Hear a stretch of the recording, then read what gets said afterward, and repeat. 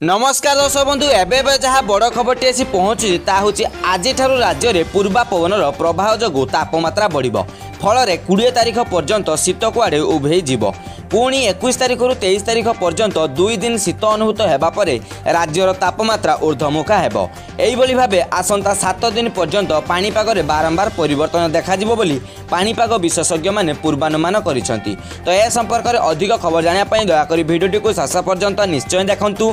जदि आपण आम चैनल को प्रथम करी आछंती ताले चैनल को सब्सक्राइब करा सहित पाखरे थिबा घंटी को निश्चय दबाई दियंतु।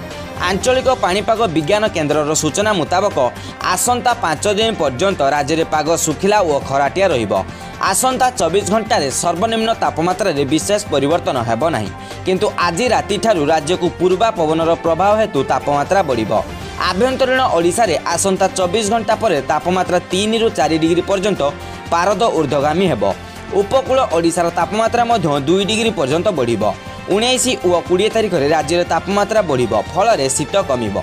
21 तारीख पारद पुणी निम्नगामी हेबा सह शीत बढ़िबो। एइबोली भाबे पाणीपागर तारतम्य ए सप्ताह देखिबाकू मिलिबो बोली केन्द्र सूचना देइछि।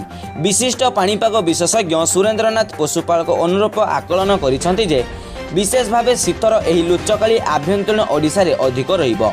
पाग मुख्यतः सुखिला और खराटिया रहिबो, ता सहित कुहुड़ी मध्य जारी रहिबो।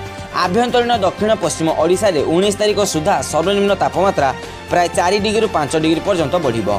सर्वाधिक तापमात्रा मध्य सही परिमाण रे बढ़िबार संभावना रहिछि।